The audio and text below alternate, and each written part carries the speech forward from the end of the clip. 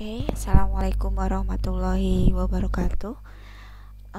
Teori fitokimia untuk hari ini kita akan melanjutkan. Kalau kemarin kita sudah belajar pendahuluan dari fitokimia, kemudian metode ekstraksi dan juga pemisahan ekstraksi dan pemisahan bahan alam. Hari ini kita akan belajar dari ekstraksi pada cair, gitu ya. Apa yang termasuk ke dalam ekstraksi pada cair, kemudian apa keuntungan dari metode-metode ekstraksi yang termasuk ekstraksi pada cair, apa perbedaan ekstraksi pada cair dengan ekstraksi cair-cair. Oke, kita akan masuk materinya langsung. Oke, jenis ekstraksi kita akan menjadi digolongkan gitu ya, jenis ekstraksi. Kalau jenis ekstraksi itu kita lihat berdasarkan bentuk substansi dalam campuran. Akan kita bagi menjadi dua atau kita golongkan menjadi dua, yaitu ekstraksi pada cair, di mana ekstraksi ini melibatkan substans atau senyawa yang berbentuk padat atau bahan ya, lebih tepatnya dia melibatkan bahan yang berbentuk padat di dalam campurannya dan memerlukan kontak yang sangat lama antara pelarut dan juga zat padat. Ya, jadi bahan yang digunakan dalam bentuk padat kemudian dia dilarutkan dalam suatu pelarut. Nah, proses ekstraksi pada cair ini merupakan proses ekstraksi yang paling banyak ditemukan dalam isolasi suatu substansi yang terkandung dalam suatu bahan alam. Karena selain itu ya, ekstraksi pada cair atau kesempurnaan proses ekstraksi dari ekstraksi pada cair ini sangat ditentukan oleh sifat dari bahan alam dan sifat dari bahan yang akan diekstraksi. Jadi pemilihan metode ekstraksi apakah dengan ekstraksi pada cair atau cair-cair juga perlu dipertimbangkan. Yang kedua adalah ekstraksi cair-cair. Di sini ekstraksi ini dilakukan apabila substansi yang akan diekstraksi itu berbentuk cairan di dalam campuran dari cairan dalam cairan gitu kan. Kita memisahkan dua cairan berdasarkan polaritas yang berbeda. Oke, kalau kita lihat jenis ekstraksi berdasarkan metodenya, ada ekstraksi secara dingin dan juga ekstraksi dengan panas gitu ya. Kalau ekstraksi secara dingin ini tujuannya untuk mengekstraksi senyawa-senyawa yang terdapat dalam suatu simplicia yang tidak tahan terhadap panas atau dia memiliki sifat termolabil. Contohnya apa? Perkolasi, maserasi. Nah, itu contoh-contoh metode ekstraksi dengan cara dingin. Bedanya ekstraksi dengan cara panas yaitu metode ini digunakan apabila senyawa-senyawa yang terkandung dalam simplicia itu sudah dipastikan tahan panas. Ya, contoh seduhan, kemudian penggodokan, infusa, digesti, dekokta, reflux, sokletasi itu merupakan metode-metode ekstraksi dengan cara panas. Kemudian nanti kita akan kenal destilasi ya, destilasi. Walaupun penggolongan destilasi itu ada destilasi uap air, dan juga destilasi air saja. Nah, cara lainnya itu adalah ekstraksi berkesinambungan, supercritical carbon dioksida, ekstraksi ultrasonik, serta ekstraksi energi listrik. Oke, tadi ekstraksi dengan pelarut itu ada cara dingin ya, maserasi dan perkolasi. Dimana kalau maserasi ini proses ekstraksinya sederhana dengan cara merendam simplicia dalam satu atau campuran pelarut, dimana dalam kurun waktu tertentu pada suhu kamar yang terlindung dari cahaya matahari gitu kan.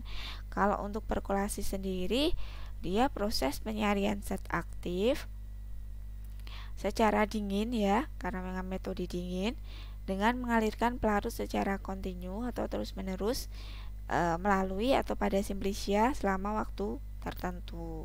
Nah, itu adalah perkolasi. Nah, kemudian cara panas ada reflux gitu ya, kemudian sokletasi. Nanti kita akan bahas satu-satu. digesti, infus, dan dekoktasi. Ya, kalau digesti itu proses ekstraksi yang cara kerjanya hampir sama sebenarnya dengan maserasi, cuman digesti menggunakan pemanasan rendah, yaitu suhu 30-40 derajat Celcius.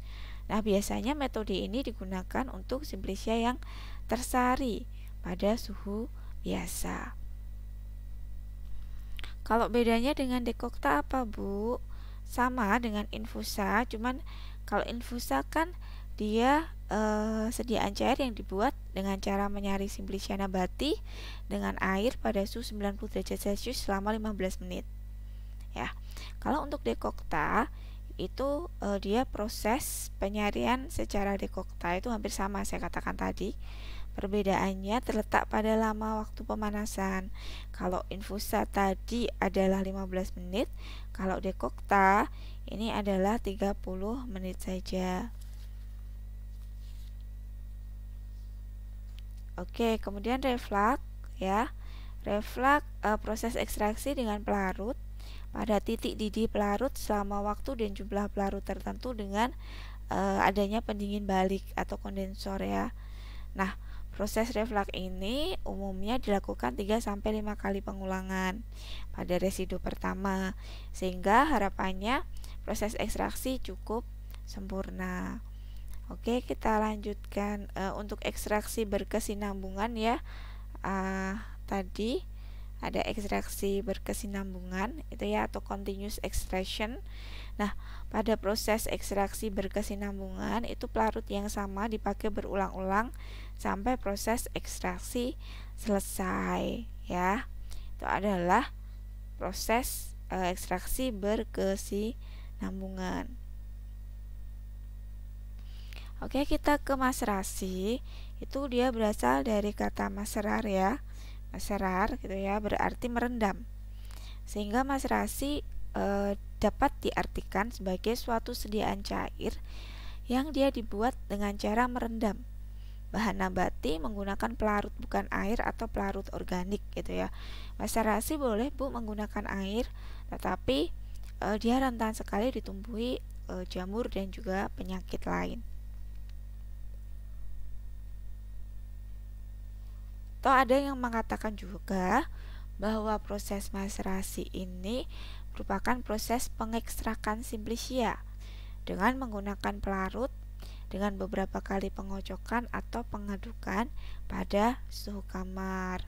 Nah, metode maserasi ini juga digunakan untuk menyari simplicia yang mengandung komponen kimia yang mudah larut dalam cairan penyari.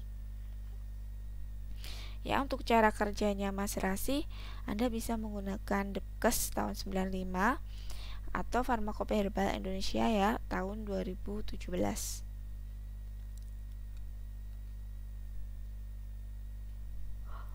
Prinsip penyarian pada proses maserasi gitu ya, yaitu dia dilakukan dengan merendamkan serbuk simplicianya dalam cairan penyari yang sesuai temperatur kamar. Kemudian dia terlindung dari cahaya harus gitu kan. Nah, prinsipnya adalah cairan penyari itu akan masuk ke dalam sel setelah serbuknya direndam oleh cairan penyari. Nah, cairan ini akan masuk ke dalam sel melewati dinding sel. Isi sel itu akan larut karena ada perbedaan konsentrasi antara larutan di dalam sel dengan di luar sel. Nah, larutan yang konsentrasinya tinggi itu akan terdesak keluar lebih dulu, diganti oleh cairan penyari dengan konsentrasi rendah. Nah, peristiwa tersebut berulang sampai terjadi keseimbangan konsentrasi antara larutan di luar sel dan di dalam sel.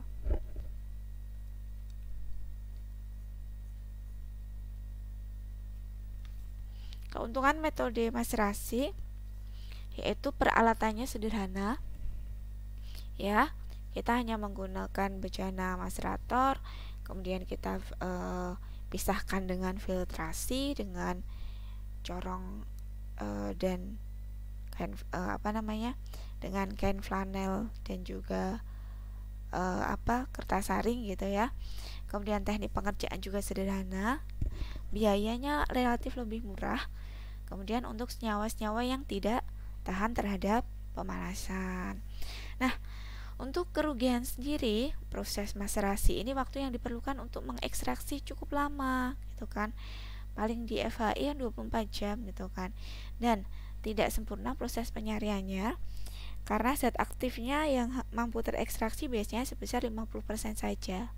Dan pelarut yang digunakan juga memang lebih banyak.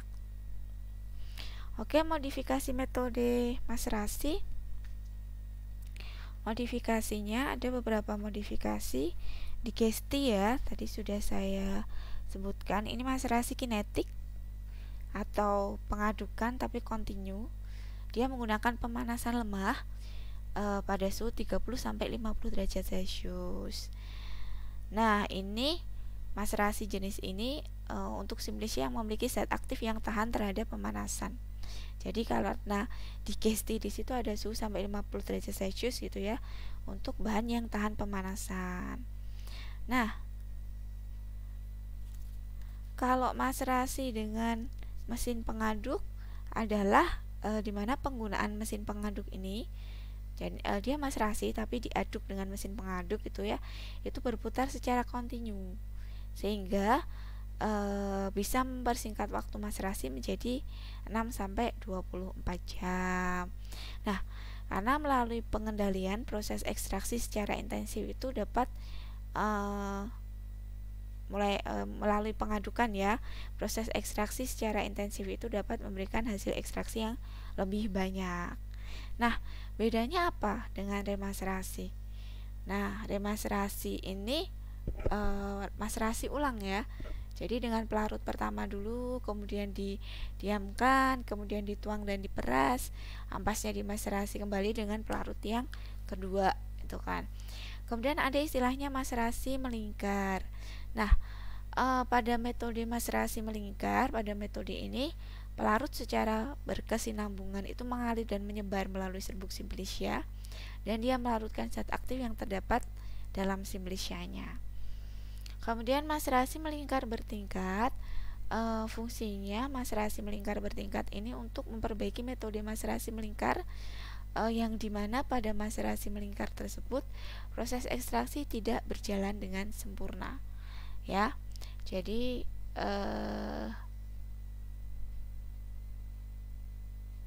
harus disesuaikan gitu kan ya, maserasi yang ingin atau metode yang ingin kita gunakan berdasarkan senyawa atau kandungan senyawanya.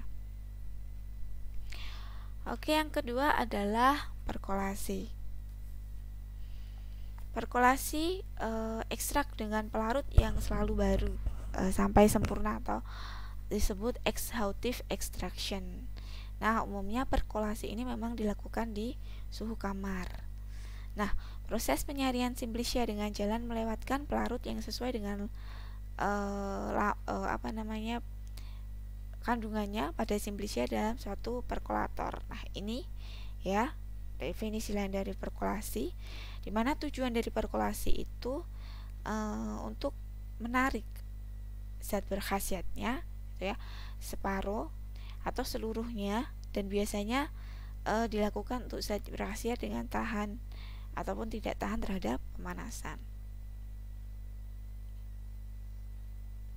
Nah, ini prinsip dari perkolasi, di mana serbuknya itu ditempatkan dalam suatu bejana silinder.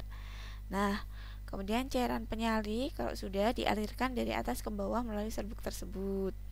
Kemudian dia akan melarutkan zat aktif sel yang dilalui sampai mencapai keadaan jenuh. Nah, ini adalah prinsip dari perkolasi ya.